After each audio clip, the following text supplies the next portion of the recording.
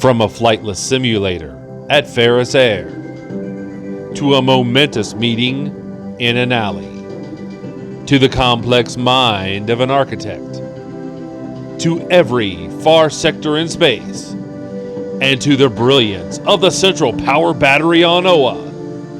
This is the podcast that covers the adventures of all of your favorite ring slingers. This is the Emerald Echo with your hosts, Adam and the Emerald Enthusiast. Welcome to another episode of Emerald Echo, a Green Lantern vidcast and podcast. As always, I'm your host, Adam. And with me is my co-host, the Emerald Enthusiast himself, Donnie. What's up, comic book fans? It's the man whose ring runs on fanboy energy. It is the Emerald Enthusiast, here to talk to you about Green Lantern. I slurred through that a little bit, didn't I? I just realized I did that, but it's okay. We roll with the punches here, and it is what it is.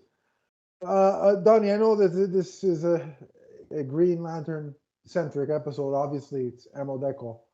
But we are part of a larger network that discusses DC news. Yes. As you know, we have a podcast specifically centered around Batman the Animated Series.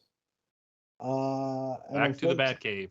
Right, indeed. And I love doing that show, and I will continue to do that show. But there is some unfortunate news that we have to discuss and talk about.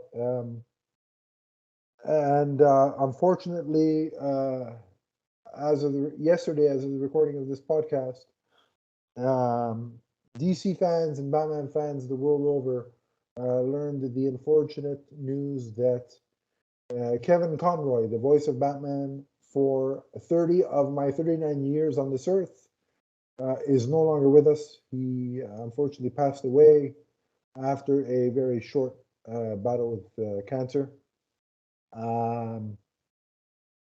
I usually am not affected by celebrity passings just because 99.9% of the time I don't know these people from a hole in the wall.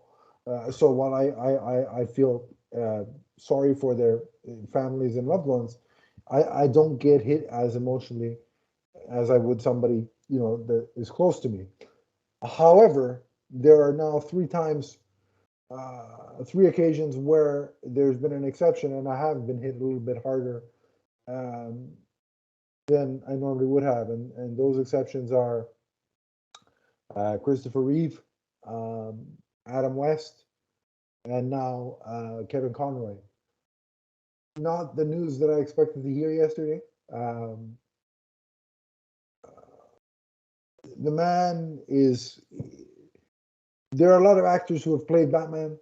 To me, there are three that when I think of them, they are Batman, and they are Adam West, Michael Keaton, and Kevin Conroy.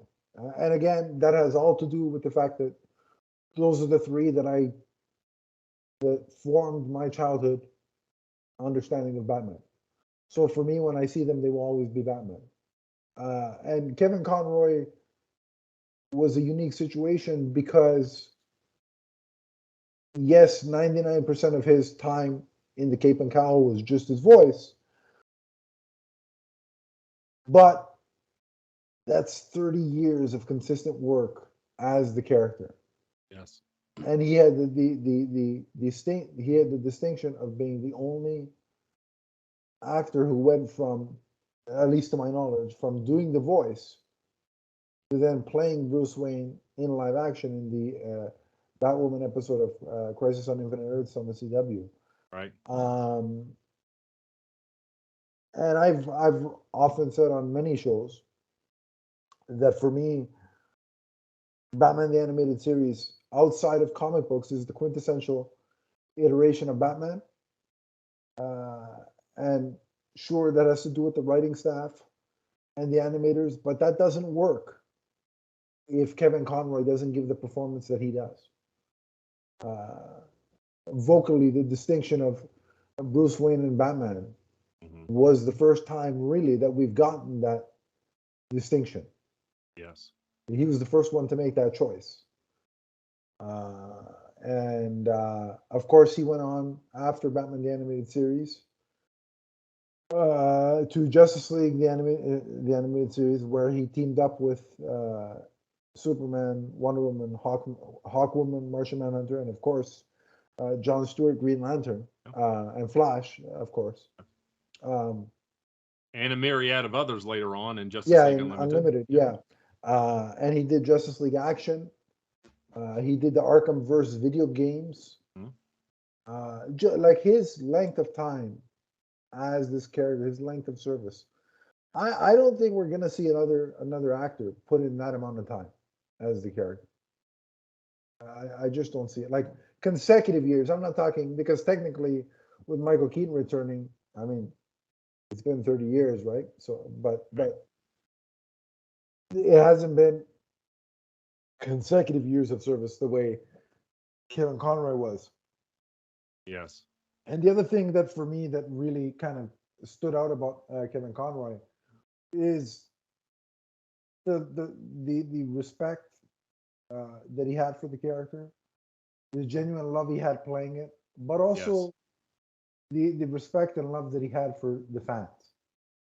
He really embraced that, and from by all accounts, he was very generous with his time for the fans. I unfortunately I didn't get a chance to meet him. I would have loved to. That'll probably be one of the regrets that I have is that I never went to a con that he was at. And there were years that I wanted to get a cameo, but for various reasons couldn't pull the trigger, Yeah. and I regret that now.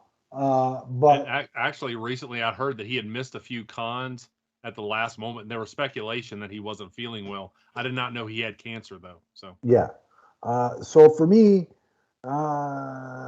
this is a tough one. But what I'd like to do is, if he's in the great beyond, wherever he is, or whatever version of that you prescribe to believe in, I just like to thank him for all the childhood memories that his voice was associated with for me. I'd like to thank him for being a fantastic ambassador of my favorite character in all of fiction.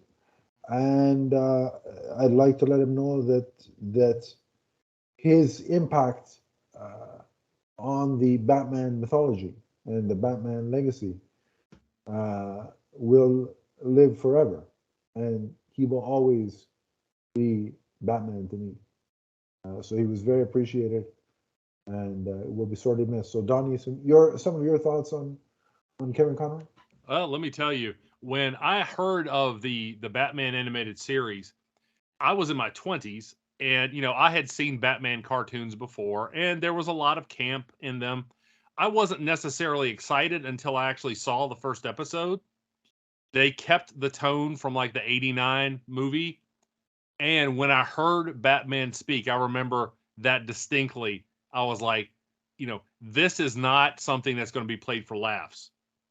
This is, and it became such a four quadrant, pleaser for fans because Yeah, kids liked it, older fans liked it, and we're still talking about it 30 years later. A lot of people consider it, at least in the conversation, for being the greatest superhero cartoon of all time. yeah, yeah, absolutely. And you will never forget his voice work. I, I think my favorite line from that, and there was a lot of great ones, but there was an episode where Joker and Batman and Harley were all in an airplane and it crashed, and Batman was able to get Harley out, but Joker presumably crashed. Obviously, he didn't, and Harley, of course, goes pudding, and Batman goes, by now he probably is.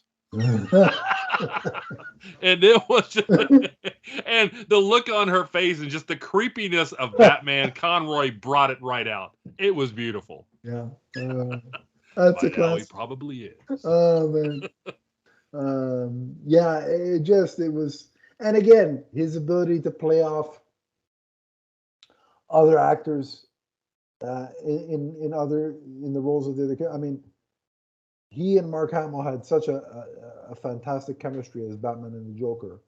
Likewise, yes. him with Superman, right? In the world's finest animated movie, or him with Flash, with Michael Rosenbaum's Flash. There were some comedic moments there. Yes. Uh, When uh, Flash accidentally, launched that missile one time and like broke part of his house. yeah, Remember that? And right. he's like, "That's not helping." And the interaction also with Wonder Woman with Susan Eisenberg, like Oh yes. the romantic, the Wonder Bat, hashtag Wonder Bat forever. From the well, I'm not gonna. I know that'll piss off some people. I used to send somebody an email Yeah. with Wonder Bat videos just to bug them, but From the first Wonder but Bat kiss to the last. right, that's right. But that back and forth was great. Also, there was a moment, I think it was in Justice League Unlimited, if I remember correctly, or it might have been Static Shock. I'm not sure. I can't remember which series, but Yeah, that did cross over. there was an episode where they went back in time Oh and yes. with Batman Beyond, and young Batman, like Kevin Conroy as in his prime Batman, met old man Bruce Wayne from Batman Beyond. Yeah. And the interplay with himself, it's some of the some of the greatest dialogue I've ever heard. It's like Yeah. I could sit there and watch that scene over and over again. And it's just Yeah. like it makes you smile. He said something along the lines of, "I'm surprised I I'm survived this surprised I long." lived this far. Yeah.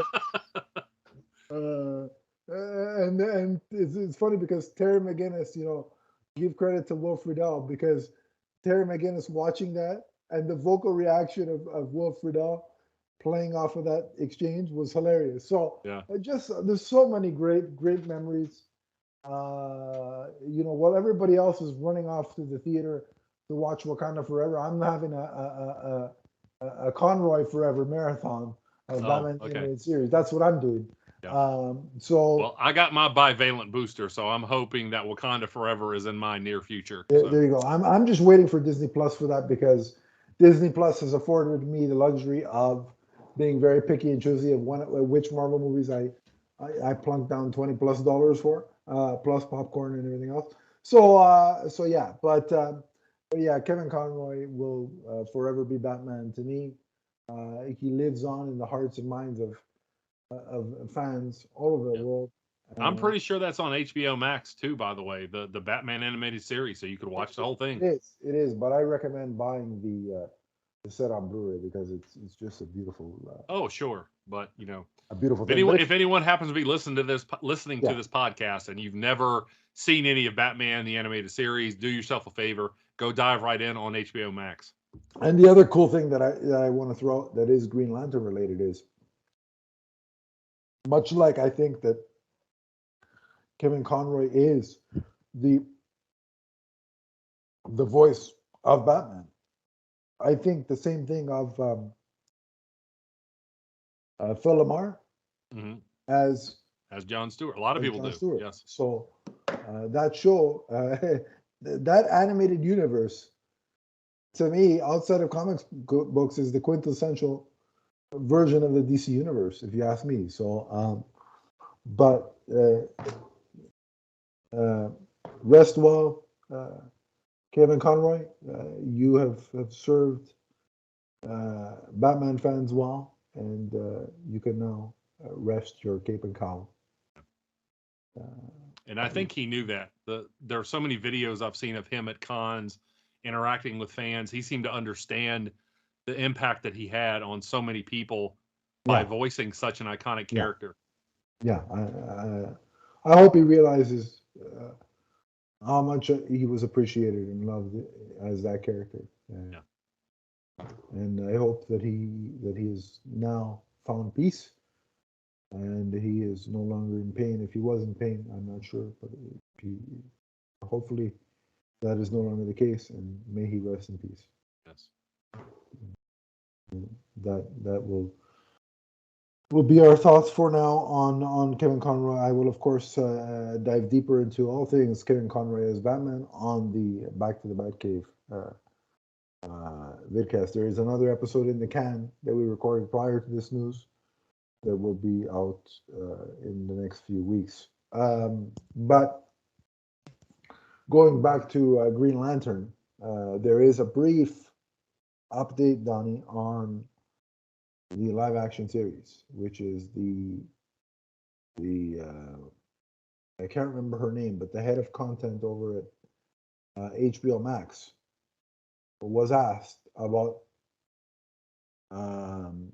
the switch of the redevelopment of Green Lantern to focus on John Stewart, and she said, and this was her brief quote, that HBO Max remains excited and committed to, along with Greg Berlanti and Sarah Schechter, I think is the other producer, to delivering a 4-quadrant space epic in Green Lantern. So that's a positive.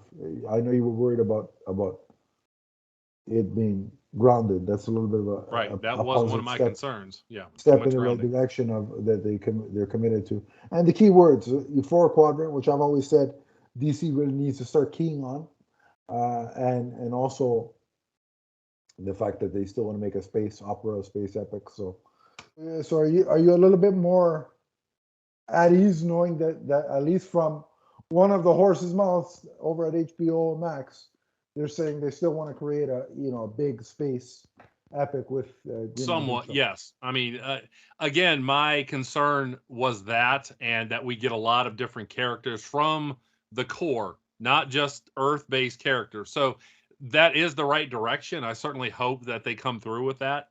And I'm trying to stay optimistic. It's just that over the last 11 years, there's been so many twists and turns Yeah. for Green Lantern in live action that a lot of Green Lantern fans are feeling frustrated. Right. But my thing is, take the time, get it right, because as we discussed last time, Green Lantern, they have to hit it at the right notes this time because again, Green It's Lantern important. is not on the level of Superman and Batman or even Wonder Woman, I think, where you could mess up and then in a couple of years down the road, just try again, and then the audience will forgive you because they, that IP is in the pop culture consciousness. So, they really gotta make sure they get it right. And I think, Greg Berlanti being involved is definitely a positive, given what he did for the Arrowverse. So that's a good step. And we'll see how it develops. But that is an encouraging update, albeit a small one, but it is encouraging. So with that, that's pretty much all the news there is. With that, we'll take a quick break. Yeah. And when we come back on the other side, we are going to review Green Lantern Earth 1, Volume 1. So one more tuned. quick thing about Kevin Conroy. Have you ever seen his cameo in Yoga Hosers? Yes, pretty sure I did, but I don't recall it. Yes, he was in Yoga Hosers, and he has a brief interaction with Harley Quinn Smith, who was named for, of course, Harley Quinn on the show. So you have a lot of kind of Batman people there in this one scene.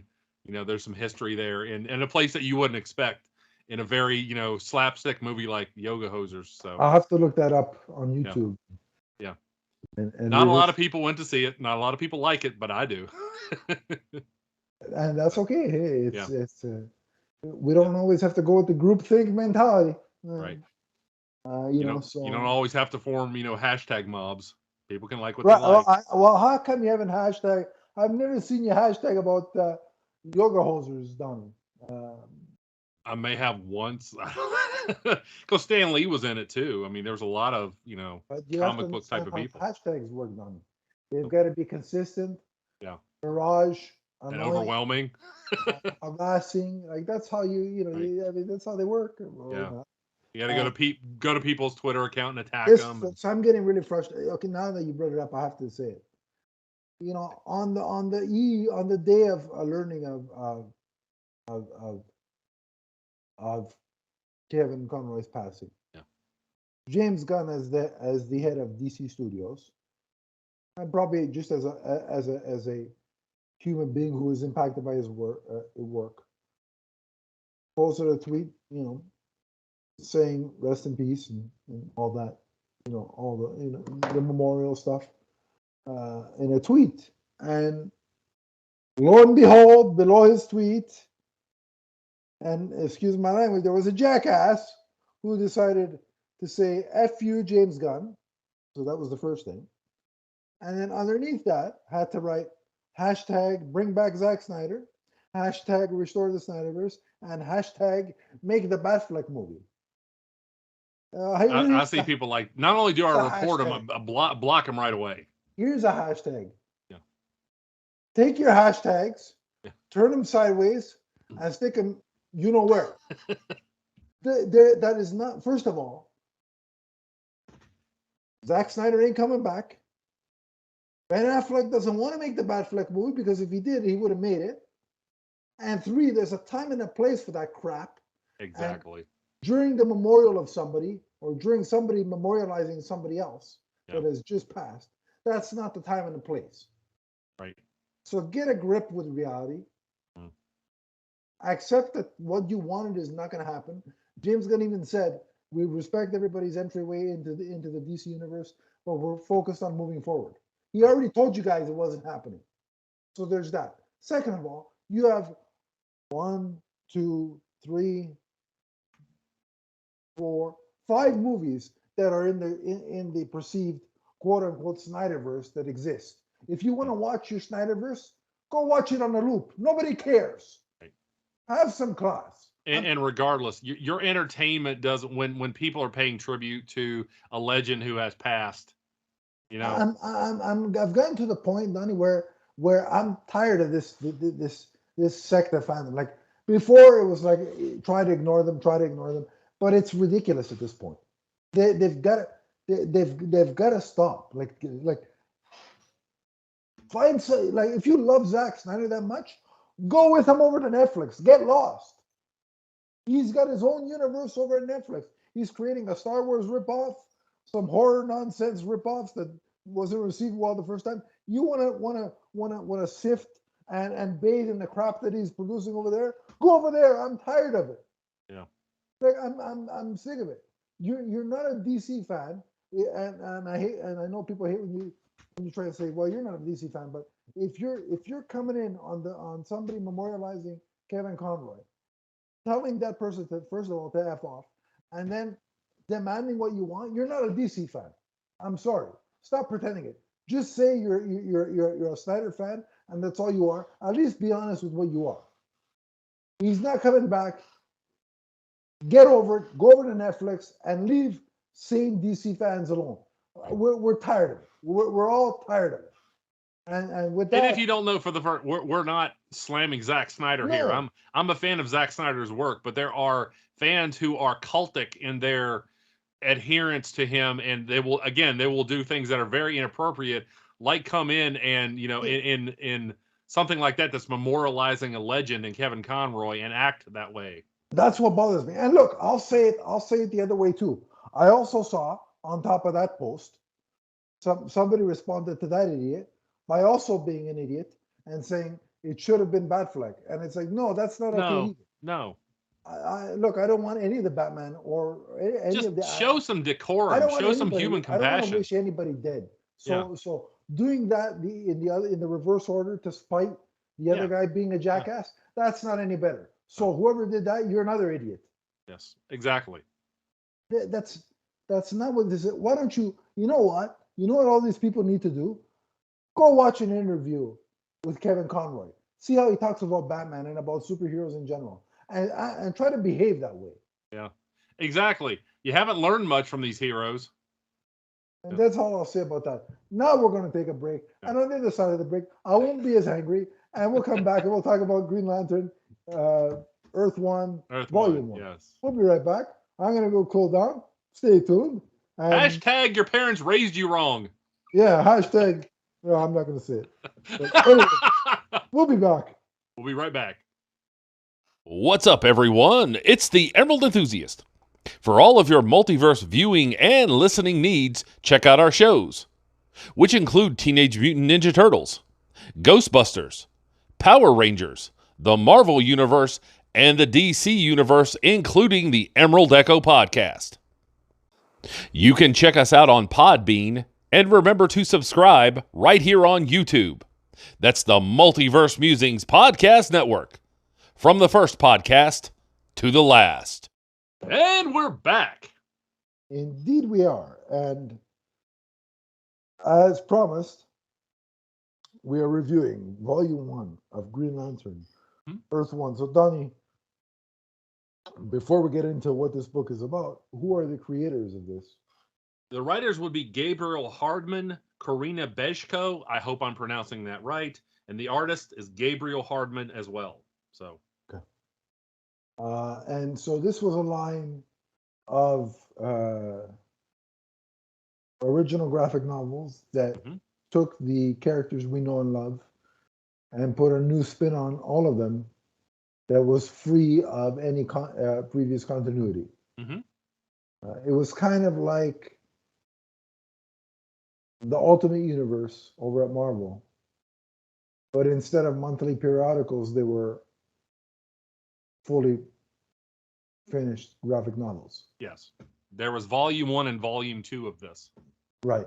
So give us a little bit of a breakdown of what Green Lantern Volume 1 is about. Okay. Where do you want to start? Let's. Well, again, like you said, this is its own continuity. And so you don't have to know anything about Green Lantern really going into this if you just pick this up.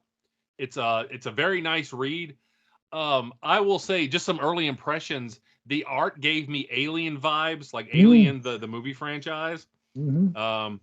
Very space-based here, very cosmic. And I really like most of what they did here. And like I said, you don't have to know anything, whether it's, Green Lantern, Volume 2 or the modern universe or whatever, other than the fact that, there's something special about their rings. That's pretty much all you need to know. You can pick everything up as you read here. So if you see this, in a sale, Black Friday or something like that, go ahead and pick it up. It's a very fun read. That's a nice summation. Yeah, what I will say, I'll echo your sentiments. To me, as I was reading, it felt like a blending of, as you alluded to, Alien with Armageddon, the Michael Bay movie, and Interstellar, the Chris Nolan movie. Oh. And it felt like all those three kind of mishmashed, and then you add Green Lantern mythos, and there you go. I thought it was very, like you said, it was very sci-fi, like very, science fiction, space-based opera. Yes. But at the same time, it was grounded in the same tone, but, at the same time. It felt like if Chris Nolan directed a Green Lantern movie, this would probably be it. Yeah. That's there's a lot of familiar things in this that are used in different ways. right. So if you are a Green Lantern fan, there's going to be a lot here that's familiar, just with a tweak or two. Like, for instance, he works for Ferris. Ferris Galactic. Right. Yeah. And he's basically like a space miner. Like they're drilling, they're pulling the Armageddon thing, except they're not trying to stop an asteroid. They're looking for minerals and stuff. Yes, when this opens up, he's an ex-pilot who is now a mining worker for Ferris Galactic. Yeah. And he's part of a crew that's mining at the asteroid belt. Yeah, yeah. And I like in this, it works how they come across Abin Sur's ship. What really strikes me here is I got a couple of callbacks to the beginning of the New 52. Remember when Hal had lost his ring and Sinestro was Green Lantern?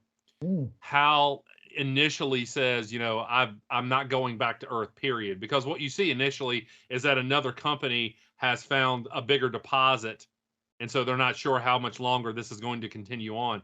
He doesn't want to go back to Earth, though. Right. And so right away you see kind of that aspect of Hal Jordan's personality captured, that he always wants the adventure. He's always looking to the stars. And I remember, in the New 52, one time him looking up and like looking at his ring and going, I don't know what's going on up there. And you could tell in the artwork it was killing him, because that was such a big part of who Hal Jordan was. Yeah. And so you see that echoed here, that this is somebody who wants to be in the thick of the cosmos and doing, extraordinary things. That's a big part of Hal Jordan's personality. It's not just a job. Right. It's what the job means. It's how it manifests from him. Right. And he even says it in this, he's all for exploration, and that's why he originally got into all this, right? Yeah. And so that was very well done.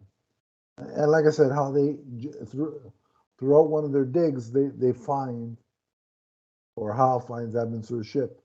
Mm-hmm. And they go into the ship, and they're searching, and it's shrouded in darkness, and they got There's also something else in there, not just Abin Sur. Right. Yeah, there is a manhunter. Right. Which I wasn't sure. The very first time I read this and I looked at that panel, I was like, now, is that a manhunter? It is drawn very differently. Yeah. Yeah. It's very kind of Transformer-ish. Yeah. But the cool thing, the whole thing about that scene and the lead up to the discovery of it, that's where you get the alien vibes that you're talking about. Like they're walking through that dark passageway, and it's like, yeah, all right, something is going to go wrong here. Yeah, you don't know what's awaiting them. So. Yeah. And so he sees the power battery, the lantern, and then he turns. They see the manhunter, and then they turn, and they see the decaying body of Abin Sur, which is pretty freaky looking. Right. Yeah. But he's not dying. He's dead at this point, and he's been impaled by a shard of something, a piece of the ship or whatever. I'm assuming it was in the fight with the man. Yes, with the manhunter. Yes. So that was unique. Whereas, like in the original, or the I should say, the canonical tales of the Green Lantern, Abin Sur is able to impart some advice, some knowledge to Hal Jordan before right he passes on, and what have you. But in Secret Origin, it was Atrocitus who calls them to crash. It wasn't a manhunter. Right. So. But in this, there is no imparting of of knowledge. He's just dead, and the ring doesn't so much choose Hal Jordan. He eventually takes it. Well, yeah, the spaceship loses its support, and they have to make a quick escape. And initially, it's Volkov who is his partner here. Is that a wrestler's name? Yeah, exactly. I kept waiting for him, to sing the Russian national anthem. Putting, so would that make Hal Jordan the Iron Sheik in this situation? They were partners for a bit. Oh boy. They couldn't publish that as a kids comic if he used the kind of language that the Iron Sheik uses online all the time. Anyway, so Volkov actually puts the ring on his finger and tries to use it actually on the battery, and this triggers an energy blast that destroys the hull, and Volkov is actually sucked out into space. And Hal tries to save him. Yeah. Yeah. And Hal, he actually, and so this is what you see here. The dynamic here is, as he is being sucked out, Hal grabs at him and grabs the ring. Right. Yeah. Right. And luckily he did that because, and what was interesting was, Well, he ends up in the vacuum of space too. right, yeah. And he makes his way to the carrier ship, that his other crew is on, but they won't let him in because they're not sure what the ring is emitting. And it made sense. Like, I Right. get it. Like, it makes Yeah. sense why they don't want to risk contaminating themselves, right? Yeah, that was Captain Seaton, and she was like, "Yeah, we don't know what kind of energy you're emanating right now, and if that's toxic and could could kill everybody." Yeah. Luckily, at this point, Hal is actually reflexively using the ring. He doesn't know what he's doing at this point. Yeah. It's just second nature. Yeah. And then he's attacked by the awakened Manhunter. Mhm. And there's a massive fight in space, and well, in the ship and then in space. But man, that was beautiful to look at. Those pages Yes, were phenomenal, Donnie. a lot of great action here. Yeah, Um, and that fight, and of course that fight actually sends Hal farther away into space. yeah, So now he's completely reliant on the ring. yeah. And you see, he starts getting. Now he's not perfect, but he starts adapting and getting better. He The does more at one point though spit his gum out and does that. So well, that would have been good. I would have liked to see that, but not many people are going to get that reference anyway. yeah, well, I did. You got it though. But the scene that was the coolest was when Hal flies right through Mm-hmm. the midsection Yeah. of the Manhunter, and the guy actually puts the hole in him. But throughout the fight, Hal is incapacitated, and then when he awakens, where is he, Donnie? He is actually on Balavax Vic. Now remember, this is its own continuity. He's on Balavax Vic, and he is actually on a medical bed, and he wakes up and sees that the person who has rescued him is actually Kilowog. I believe he calls himself in this Kilowog Ev. Yeah.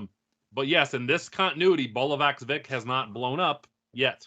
So Right. It presumably does, yeah. Or it may not. I can't remember volume 2, but as of right now, it's still there. Um, um, doesn't Kilowog refer to himself as a scientist? I think, yes. which is kind of strange because I'm used to seeing uh, Kilowog as the militaristic. Mm-hmm. Uh, He does have a genius intellect though. He does, Yeah. but oftentimes in the comics, they're more focused on the military general kind of. Mm-hmm. The drill instructor, yes. Right, yeah, the drill. That's right. That's the word I was saying. So to not see him in that role, it took a few pages to get used to it. It's like, oh, I think, all right. He was I drawn. do really like the way he was drawn here. Yeah, I Yeah. was going to say the exact same thing. He was drawn very, very well. I loved the interpretation. Um, and and there's a whole thing about. It's funny because Hal's like, you're the only one here who has a ring. Teach me what you know. Right. Meanwhile, Kilowog is telling Hal, teach me what you know. He thinks he knows about the And ring. Kilowog has a ring. It's been passed down from his family. Right. So basically, Kilowog still trains Hal in a manner of speaking, but it's nowhere near the same as we see in the main continuity.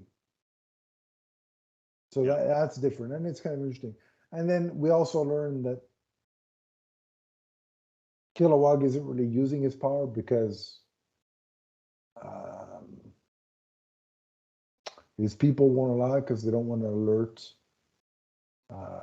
any trouble. Mm-hmm. And in this, the Green Lantern Corps has been hunted down by the Manhunters. Right, and so then the next few pages are cool because Kilowog and Hal sort of travel the galaxy, and go to other places and kind of learn along with us as the reader this history of the Green Lantern Corps. So as you were saying, give us a little bit of a taste of what happened to the Lantern Corps. Well, we learned that the Green Lanterns were much like we see them in the main continuity. They were an organization of peacekeepers, cops, whatever you want to call them, based on Oa, but they were hunted down, and for the most part, they were eliminated, exterminated by the Manhunters. Mm. Yeah, and so it's that kind of I like the way that was framed. That both Hal and Kilowog discover the quote unquote truth about the Green Lantern Corps as the reader is. Mm-hmm. Whereas usually one of the two of them is the one telling us this history, but here they're learning along with us. So that's a unique little twist. And we also get a mystery dropped because, there's the suggestion that maybe it was actually the Owens, aka the Guardians, who created the Manhunters. And instead of them just going rogue, they were actually created to destroy the Green Lantern Corps. Which ultimately happened in the main continuity. Like that's one of the things.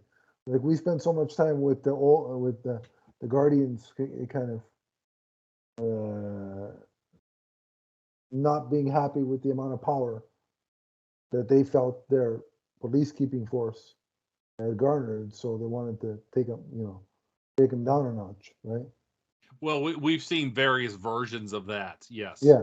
So there was including what I was just talking about with the New 52, with Sinestro being included. That was actually a ploy by the Guardians to raise a thing called the Third Army eventually, right, and replace the Green Lantern Corps. So right. So now again, we see another incident where we see Kilo along their journey. They come across Arisia. mm-hmm.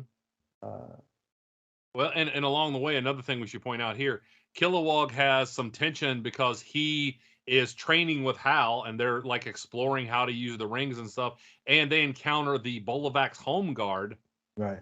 And again, like you said, they're not happy because they don't want to attract attention here. Yeah. And the fact that, Kilowog's harboring an alien and he's using this weapon, that doesn't sit well with them. Right. And they're attacked. Sure enough, they're attacked by manhunters. Mm-hmm. And it looks like Kilowog is going to be seriously wounded. So Hal basically grabs onto him and flies them away. Right. Kilowog is upset because now he abandoned his people. Mm-hmm. It's gonna so he's kind of disgraced him. And then, as I said, along the way they meet Arisia, who was a very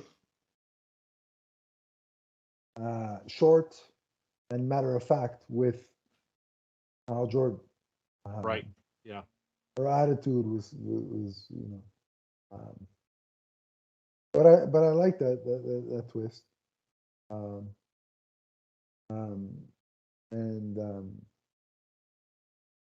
then and then the really interesting thing about how this book plays out is that in trying to go back and help Kilowog, Hal gets lost again. Mm-hmm. And he actually finds himself on Oa. At one point, he ends up on Oa. We see several different planets, including Penelopes, the Green Lantern Penelopes, and they say that Penelopes came from Penelo. Mm-hmm. And so obviously we see Graxos because that's where Arisia's from. So we go across several different planets, and we meet several different lanterns. The interesting thing is the Oa is being run by manhunters, and they're using the inhabitants as slave workers. Right. And the reason why Hal realizes that he's on Oa is because he sees a crack in this dome-like structure, and in that dome-like structure is the central power battery. Right. Um, And we see that there's an unnamed guardian alive. right, and I love how I love the look of the battery. How it looked grand, big, big scale. Like the art gave it the grandeur. I think that power battery deserves. And then you're right. There is a guardian or an Owen guardian, however you want to phrase it, alive, and he has this conversation with Hal. And the way I understand Hal's perspective, because the way the art makes it look like they're inside the power battery, but they're not. Right. So he starts talking to Hal, saying like the Guardian says, "Who the hell are you?" Basically, and he's like, "Wait a minute, are we inside the power battery?" He's like, "Of course not." He's trying to, and he's like, "But where? Like, how's this all work?" And he's asking all these questions, and the Guardian presumably just wants to know who Hal is, and he wants to tell him what he has to do. And he's like, "Fine, I'll answer you, if nothing else, just to placate you and move this conversation along." So one of the things that is consistent, with this version and the in continuity versions is how oftentimes gets on the nerves of Well, yeah. the Guardians with all his talking back and his questioning. So I found that funny. Right. Uh, Well, he's very, we see that, one of the Guardians' plans is to go through with this plan where there are going to be slaves that are killed. But Yeah. he's like, yeah, it's for the greater good. This is why we have to fight back this way. And we've seen that dynamic before where the Guardians take a bigger view of things and they're willing to make sacrifices that Yeah. Hal is not and other Green Lanterns are not. They're Yeah. like, we're here to protect all sentience. Yeah. And the Guardians are like, no, there are acceptable sacrifices. And so we've seen that in the main continuity too. And so basically, once that conversation is over, Hal decides, all right, I'm going to send out the message, and then when everybody gets there, they come up with a different plan. Mhm. And that plan is they're kind of able to siphon the energy from the battery in the direction they want it to go and to use it. Right. Like it takes all of them combined, but they're able to destroy and defeat the Manhunters that are attacking them. Yeah, and they're able to break the dome, and that restores the battery and gives them a greater level of power. Right.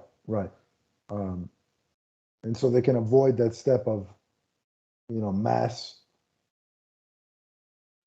destruction and death, but still take out the Manhunters.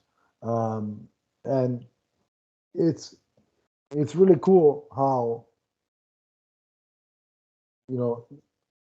that was a massive battle. Those pages were just stunning to look at. They were kind of overwhelming because of just the scale, everything that was going on, and the amount of lanterns that were present. Like including Vecca Trana. That was the one who was hiding the ring that right, we talked about earlier. There you go. Yeah. And so it was a visual feast to look at. And then, of course, once they've sort of vanquished the Manhunters, they give the order. Hal's they basically decide, okay, we each have to go to our own sector, clean things up that need taken care of. But they elect Arija as their core leader, if you will. Well, it seems that she, in this continuity at least, she has been one of the lanterns who has had her ring the longest. Right, which has the most experience here. So, and then we see Kilowog go back to his Polavax Vic. Yeah. Yes. They're able to free the slaves, and they return to Bolivax Vic and Right. free it from Manhunter control. And I like the partnership between Hal and Kilowog in this. And the friendship, I dig it. Right. And then Hal goes back to Earth and reveals himself to what was her name? The one that was giving orders on the comms. Oh, Seaton, Captain Seaton. Yeah. He reveals himself. Yeah. As a Green Lantern, I guess. Right. But there's a kind of like a end credit sequence, if you will, that shows the Guardian. Right. We should say the Guardian here, and again, the Guardian is never named, but we see that the Guardian's motivation is duplicitous because what this Guardian wanted was for an uncontrolled blast from the central power battery to destroy both the Manhunters and the Lanterns, Right. and thereby removing both of the problems. So the original story they were told is probably the right one. Yeah. According to the and then we see the Guardian says, I've spent years perfecting the ring. Yes. And he's got and something else. There's an ace in the hole. Yeah. And he's got, and that is an army of yellow lanterns. Yeah. So that's the tease for volume 2. But yeah, I thought it was. Is there anything else you want to touch on before we give our final thoughts and overall rating? I also did like the nice touch there at the end that Hal went back and gave Volkov a burial. I like that little touch of compassion. Right. We see Hal kind of acting on instinct throughout this, but at the same time, that little touch of humanizing him at the end, that he's not just all fist and fury, that he's somebody who does have a heart. Right. Yeah. I really like the way that they kind of tied that up before we move into volume 2. So right, yeah, agreed. But overall, like I said, I really enjoyed this. Quite a lot, yes. It was different enough to make it unique, but familiar enough that it remained at its core a Green Lantern and Hal Jordan story. Mm-hmm. Like when you can reinvent the wheel too much and it doesn't become the thing that it's supposed to be. Yeah. That doesn't happen here. Well, and I like, again, they were able to keep the vibe of Hal Jordan by making him an astronaut, by finding a reason for him to be in space and to get caught up in this huge, interstellar history. They were able to do that even though they didn't use the original continuity of him being a test pilot who gets his ring from Abin Sur. They were able to find ways to make this work organically and keep those essential parts of Hal Jordan's personality. Like I could see Donnie that if they, I know we're getting the live action series, but if they ever do Hal Jordan again in a movie, I could see them taking elements of this to differentiate it enough from the 2011 iteration. Oh, I would have loved it, to go immediately to space. And Hal's doing something like mining. Like what I'm saying, if they reboot it, I think they could use elements of this book as a way, like I said, as a way of saying, look, we're doing Hal Jordan, but it's not the same as we're taking a different route as from this comic. So I think there's potential there with this story. Yeah. I thought, like you said, the character was on point. The changes they made were unique, but made sense within the concept of the core mythology. I loved that it was so sci-fi. The art was phenomenal throughout from page 1, to the end. So, yeah, I really am fond of this book. It's been a while since I read it. And it's funny that this was a 2018 release. It's ironic that we're looking at this right after we just reviewed Beware My Power recently, because they kind of end in the same place, with there being kind of a scattered Green Lantern Corps, nobody really in charge, and Hal Jordan is trying to rebuild the Corps. That's kind of what John Stewart was doing at the Yeah. end of Beware My Power. I'm going Yeah. to rebuild the Corps now. Yeah. Yeah. So So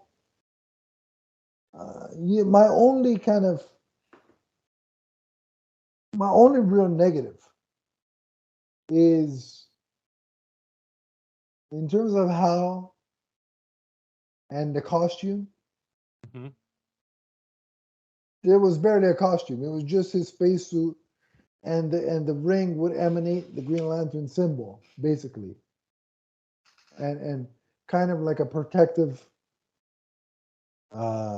Not I don't want to say a shield because he wasn't shielded, but like a unseen protected aura. Kind of like an aura, right? Yeah. So I would have liked a more traditional costume, Mhm. like Kilowog had, right? As opposed to like, because what how Jordan looked like, it kind of reminded me of Fan Four Stick, the 2015 movie. And I'm like, I don't know if you You even want pronounced it complex. the right way. Yeah, yeah. So but that's the only thing. Other than that, I had a ball. What about you? What are your final thoughts? And then Well, give it a I'm grade. going to kind of echo what you said just a little bit, especially early on before he gets the ring. I didn't exactly, the only points I'm going to take off for aesthetics, I didn't exactly like the way Hal was drawn. And Uh-huh. there was a couple of times, like, I wasn't even sure if it was Hal in a Just panel. wait till part two. He looks like Stephen Amell. But I had, yeah, so I had, No, by I'm the way, serious. there was an Arrowhead reference in here. There was an Arrow reference. Yeah. Yeah, So I like that, making reference to Hal and Green Arrow being, yeah. together before. But yeah, so there were a couple times I'm like, is that Hal? Is that Volkov there? I Yeah. wasn't exactly sure because it wasn't a definitive look. And then But they're as like, far as five, the Joe story, yeah, Volkov. It won't yeah, be. It right. won't be He's supposed to Sidney. have a red shirt that says USSR, right? Yeah. But yeah, I did like how grisly Ab and Sur looked, like you're talking about there. Yeah. So yeah, Yeah. gave me vibes of One-Eyed Willie in the Goonies. Yeah. So, That's true. Yeah. All right. So with that, what would you rate it? So remember, five for uh, five for me. yeah, I'm gonna give the art a 4, and I'm gonna give the story a 4.5. And you know what? I'm exactly on the same page as you. 4.5 for the story, and a 4 for the art. So yeah, solid work.